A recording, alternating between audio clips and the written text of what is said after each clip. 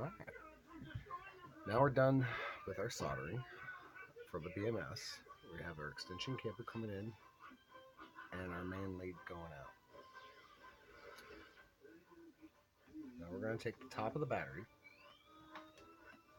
that you custom cut the top. This is just one plate that goes across this whole thing right here. So use a little ingenuity. Use tin snips. Use skill saw like I did. Whatever you want to do. It doesn't need to be 100% pretty. Just needs to cover the battery terminals. The original design on these flanges here are pointing up. What I did on this battery here is I smashed them down. Gets them out of the way, then nothing can arc across them. At least it's not as easy as possible, especially when the cap is on. Like your keys, you can drop anything, so just be careful. So at this point, get your top, get your BMS. I like to come incoming power to the left, and when I do that, I'll secure this into this spot right here, and then this will be going to the positive lead on this side of the terminal. After verification, proved what side it was. If it was the other side, clearly, you just flip it the other way or whatever. However you want to do it. So, next stop. Go ahead and glue the sucker down. All right. What I like to use is heavy duty silicone, 50-year caulk. Preferably clear. Glue the back of that. Squish it down nice and good. Right. And then use a piece of tape clearly. Hold it into place because you still got a little dry fitting to do. Put this back on top of the battery. Make sure everything looks good the way it's supposed to. I'm in love with that. Then you can go ahead and dress your wire coming down. Cut that. Down.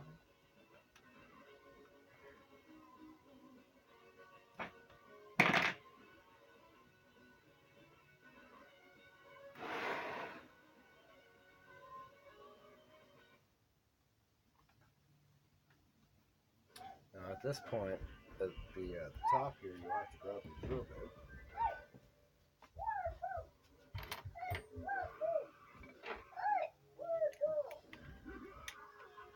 And drill some holes at the top of here and use your zip ties. Alright, so now you have the zip ties tied to the wire here from the bottom plate that you drilled a couple holes through. Pretty easy overall. Next step, we're going to have to start assembling this BMS wire. It's kind of tricky. So what we're going to end up doing is putting the plate up on top, dressing the wire, coming down, put a crank or a bend or whatever you want to do just to indicate where that bend is going to be, and that's going to start coming in. Now the rest is pretty self-explanatory. You have a red wire, a black wire, and a bunch of white ones. So the reason why we tape that all together is to keep that stuff all straight so we know line 1, line 2, line 3, all the way to black. Okay? So we're going to start line 1, red. Pull off the red one. Act like you're going to plug it in. Come over to the dressing. Cut the distance that you need. Strip everything up.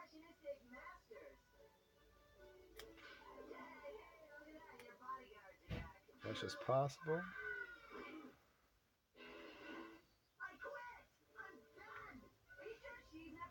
Okay. We have line 1. You can't really see that. Line 1 cut. Now we're going to have to pretend that's gone. Place that wire in position. Okay.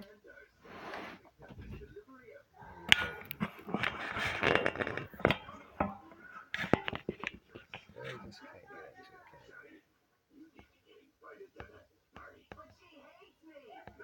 There we go. Anyways, line 1. Now we go. Next one after red is a white one. Keep track of that one. Get rid of the rest.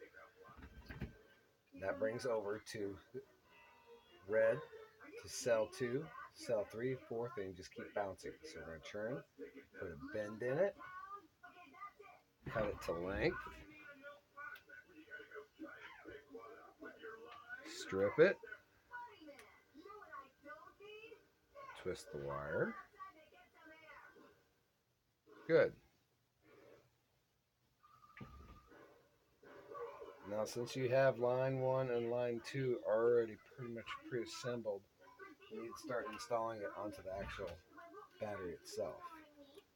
So line 1, what I like to do is the tabs have these melting welded solder points to them at the top of the terminals.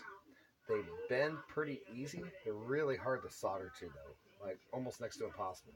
So what I do is I bend them back, kind of fold it over, and it holds it in place.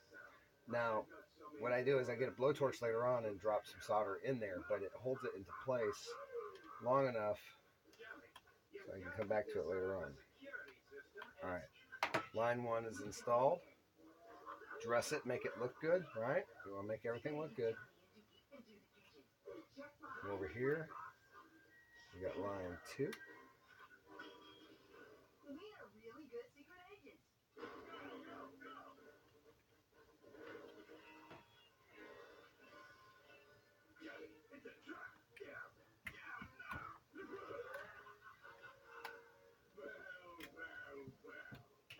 Okay. Keep dressing it. Line 3 comes in.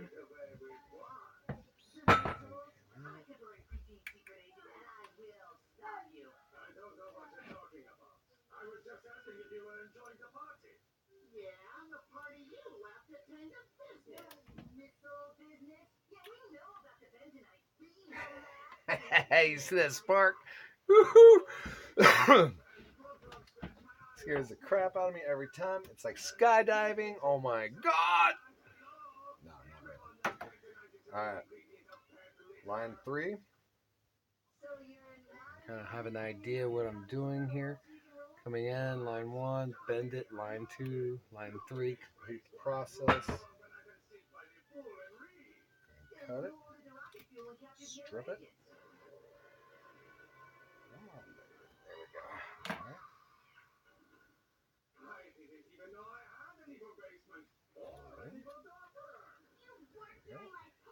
They start laying into place pretty easy after line 1 and 2 are in, because then the wire is kind of like flexed and it just keeps spreading out to the left and right cells. So that's pretty cool. You can actually bend a lot of these tabs over by hand, which is pretty cool. The reason why they have that is it's a 200 amp bus fuse, more or less.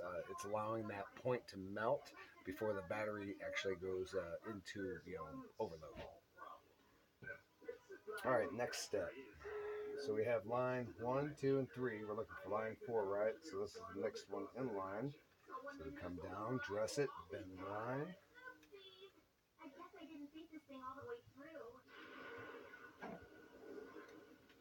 Cut it. Strip it. Right. Twist it.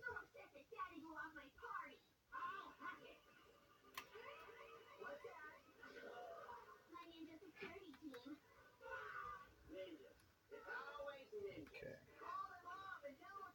That's cool. Alright, alright. Alright, next in series is this one.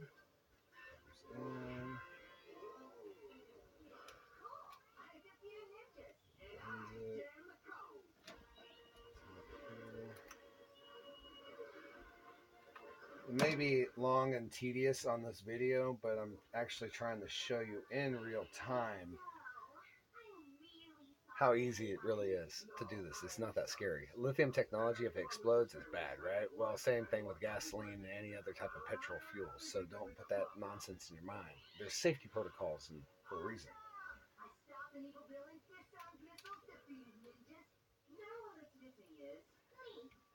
People carry around cell phones in their pocket all the time.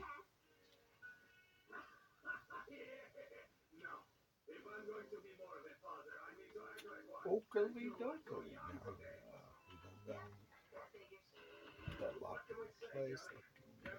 Okay, next wire.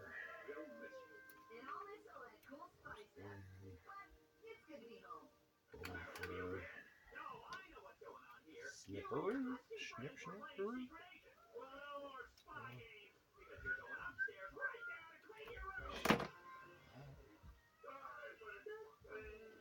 Alright, so yeah, I could have fast forwarded this video, but like I said, I really just wanted to show you in real time how fast you can wire one of these bad boys. After about or two of experience, get over the fear, chaos and all that stuff. Just use your head. Can't preach safety enough with these goddamn things. Takes a lot to scare me. But best bang for your buck compared to using lipo or experimental high capacity capacitors, super discharging, like 50 times a second, 60 times a second.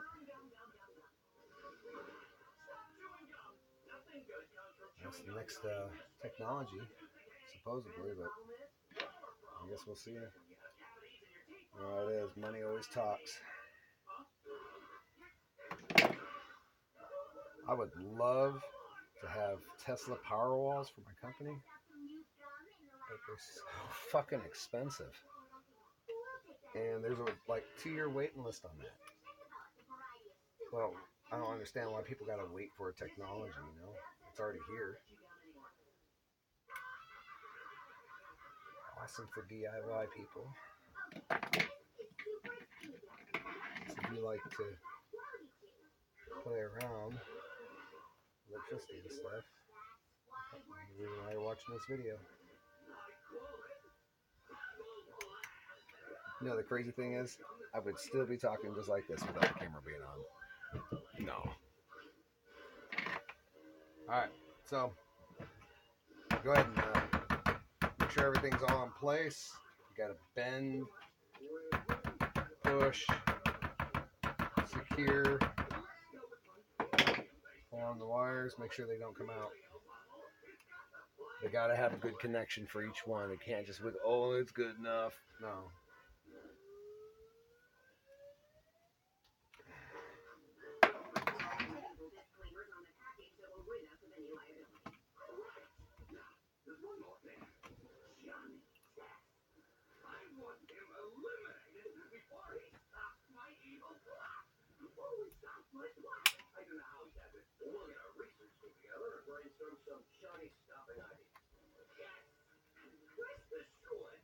Okay.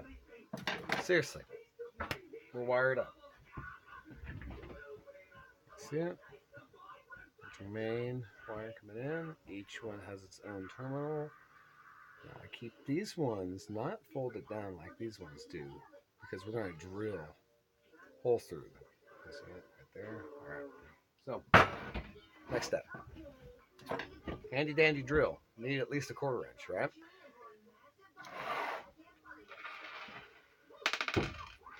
I'm using what's called a 1/4-20 drill with nut and bolt. Find the side of the flange as closest to the edge of this battery as possible to dry fit. Put your little terminal piece to the edge.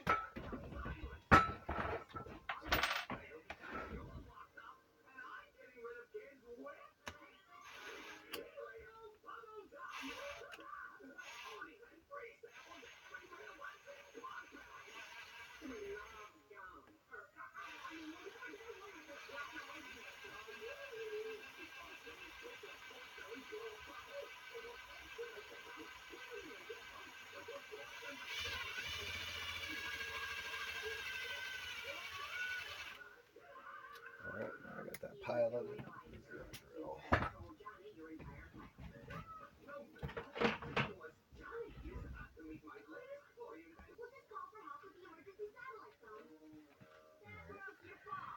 After you drill out a hole.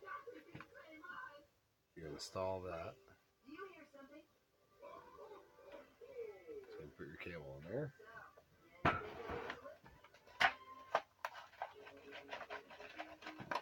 Do the other side.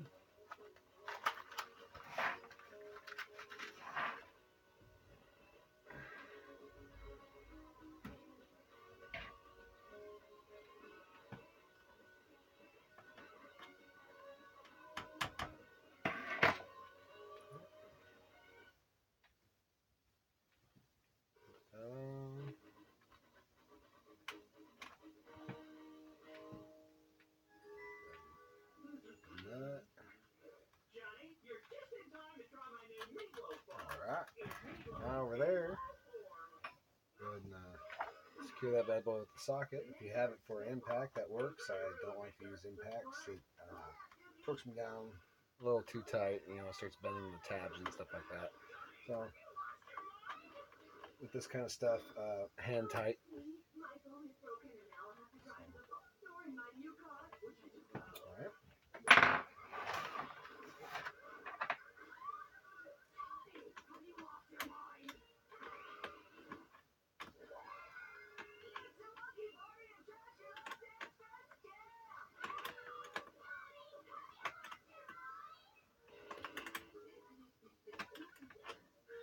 If I were to put a measurement on it, 20 inch-pounds, maybe max.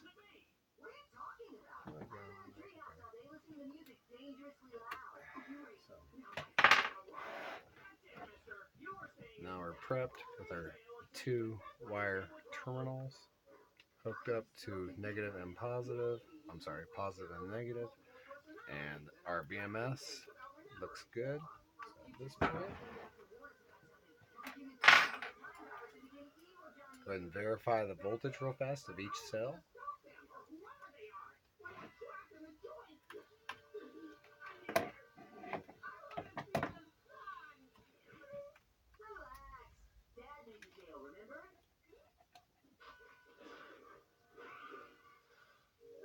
Four 4.15,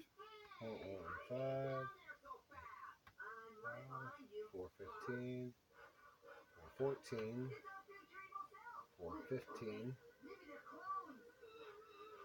and fluctuating between 414 and 415. Anyways, cells test good. We have our BMS and top assembly. Place that on top here. We have to do some fine tuning here. Cut a little bit more of the top plate away. So.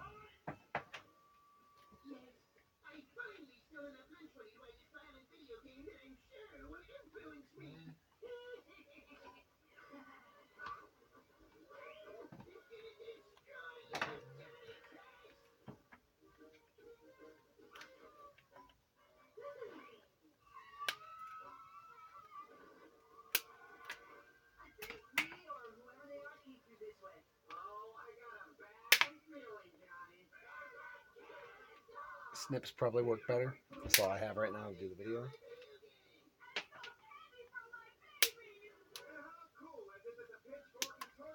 And just kind of notch out the fit the top of the terminal here.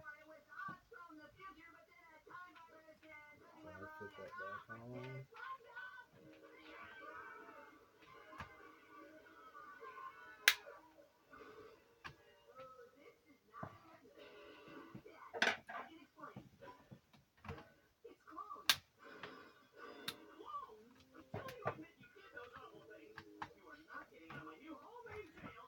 Alright.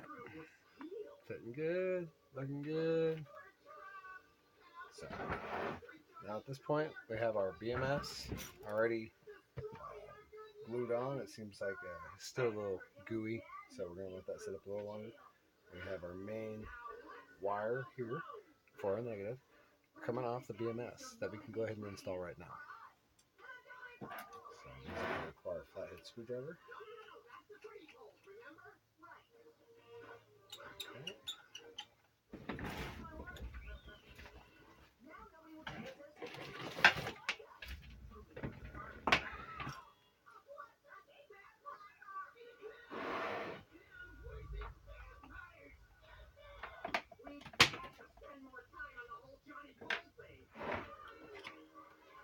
address that positive wire coming off of your yellow extension cord coming from the PD or charge controller. Wire, more.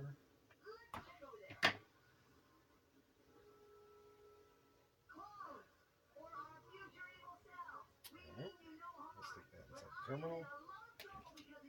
Since that's going to be positive, we have some tape, some nice heavy duty oil resistant, gas resistant 8 gauge rated, heavy duty amps. Stick that in there. And we're going to close off the top of this terminal.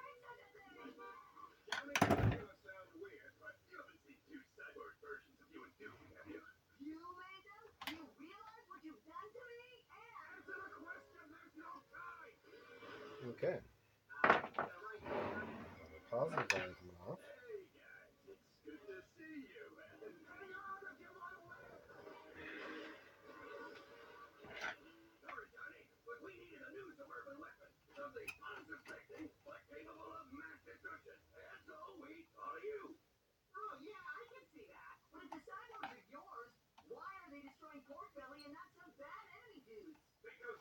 Alright. Now we have our negative and positive wire clearly coming off the terminals, which they're hot, so go ahead and wire them off and label them off. I got blue and red. Pretty simple. So even if you're colorblind. Alright. This sucker is live and active, and we're going to have strictness wiring, so I probably need to go off of this first. Go ahead and release this wire I messed up. I don't want the BMS active. I'm stripping this back wire.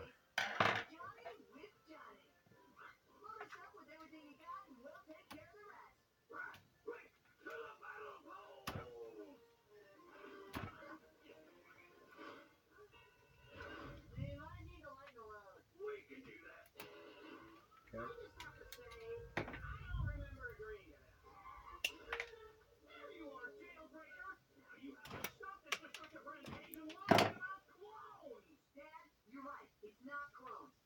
Take our volt tester. Alright, set it up to where you can see it clearly.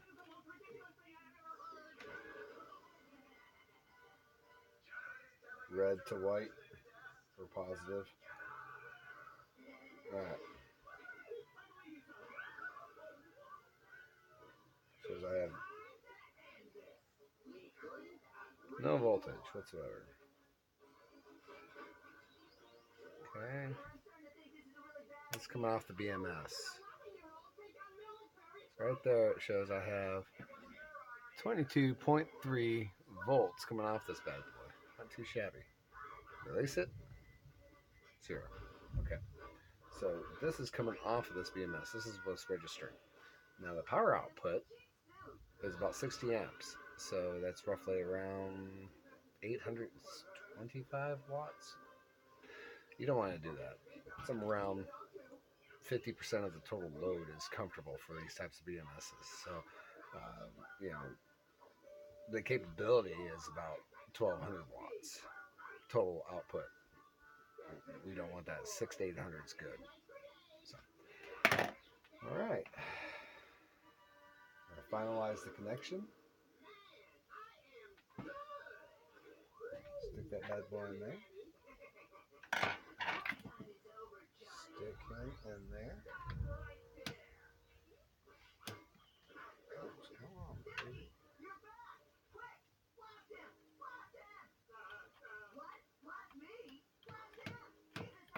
There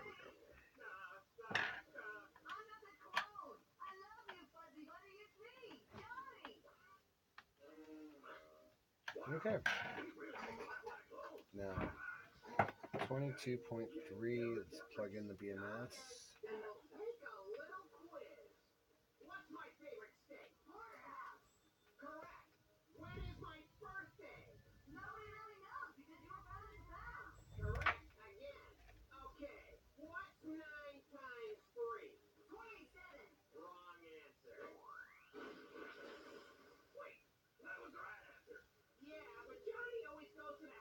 if the BMS is working, this number should change. 24.8. Unplug it, and it can no longer register nominal voltage. It can only go to dead volt, which is basically, within 20 to 22 volts. It can only register so much off the capacitors. Now, if we plug it back in,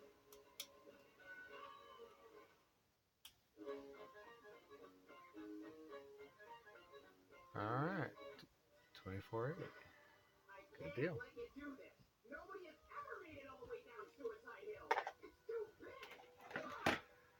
Now, this particular battery here, we don't need these leads on here. They're dangerous and they're excessive. So, there we go.